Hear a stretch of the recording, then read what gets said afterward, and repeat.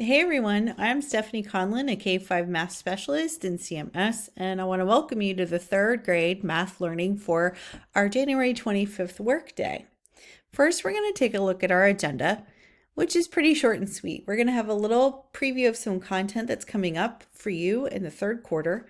We're going to briefly look at some common misconceptions. We're going to think about some things to notice, and then we're going to have some time to work.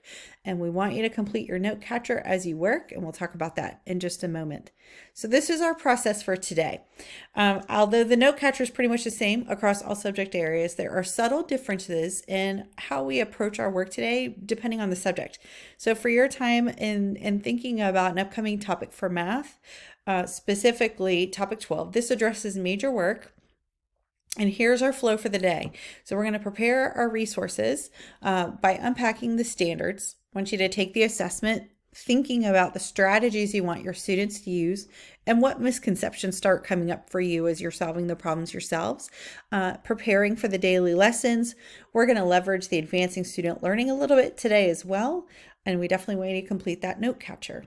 So about the note catcher.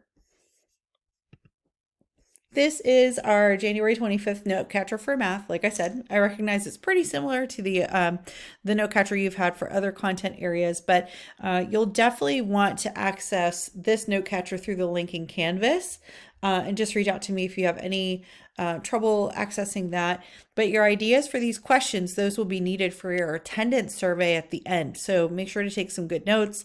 And if you make your own copy of this, then you might just be able to copy and paste what you write from this note catcher into the attendance survey at the end of this Canvas course.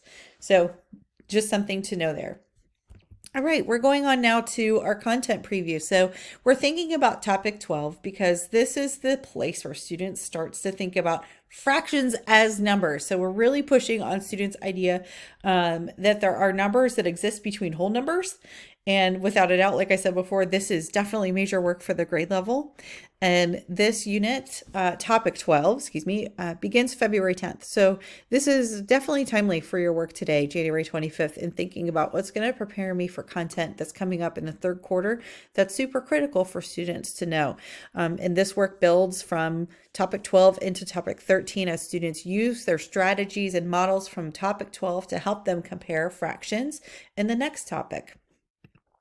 The resources you'll want to have as you start your work for topic 12 are going to be the curriculum guide, which you can find in Math Rocks, the unpacking guide, which is actually linked on every page in your curriculum guide, and the assessment tasks, which you can also find in Math Rocks.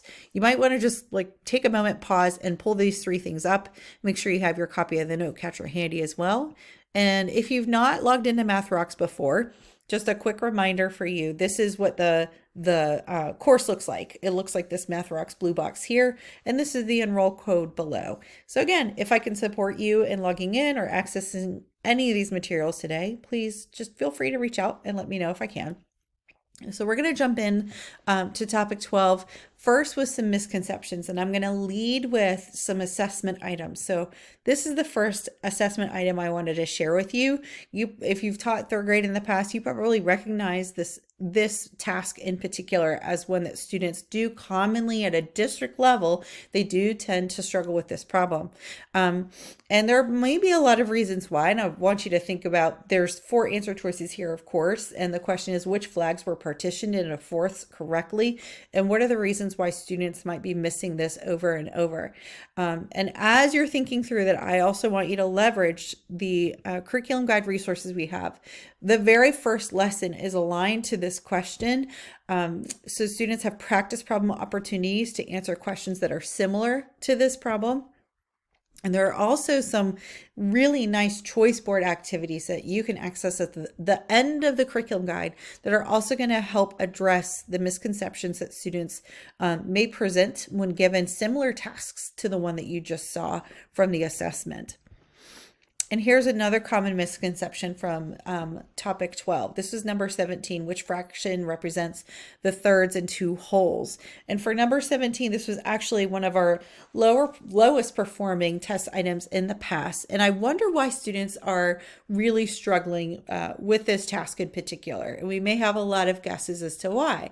So as you think about why is it that students are missing these problems and how am I going to address this year, another thing to note would be where does this come up for students? So this is the lesson 12-5. Here's the learning bridge visual that is linked in the slide deck for this lesson, which fraction represents the number of fourths and two wholes. So I just want you to be noticing that there are supports that are provided for some very commonly missed questions on this assessment that are intended to specifically address the misconceptions that we have seen in the past. Okay, so as you take the assessment first, explore the resources next, you'll be thinking about that, like which things line up and match together in order to support students so that they fully understand the standards.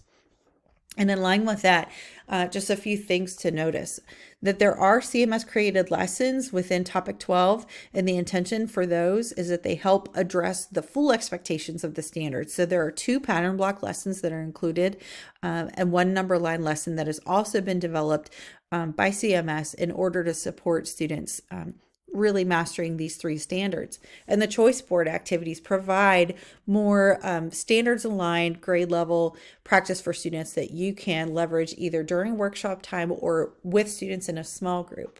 And I just wanted to bring to your attention, I did say to open up the unpacking guide. And so we're looking at these standards, NF 1, 2, and 3 from North Carolina. And a lot of work has been done recently, as in these were posted over the summer as new revised pages to the unpacking document that provide further clarification and checks for understanding that relate students' work and thinking back to the expectations of the standards. So I just wanted to scroll through this with you just as a reminder that this is here, and it is a wonderful way for us to understand what the standards are really asking for students to know and be able to do. All right, I know that was quite a bit in a very short period of time, but our goal is to give you lots of time to work and dive into these resources. Feel free to be doing this alongside other people in your building or other team members that you work with.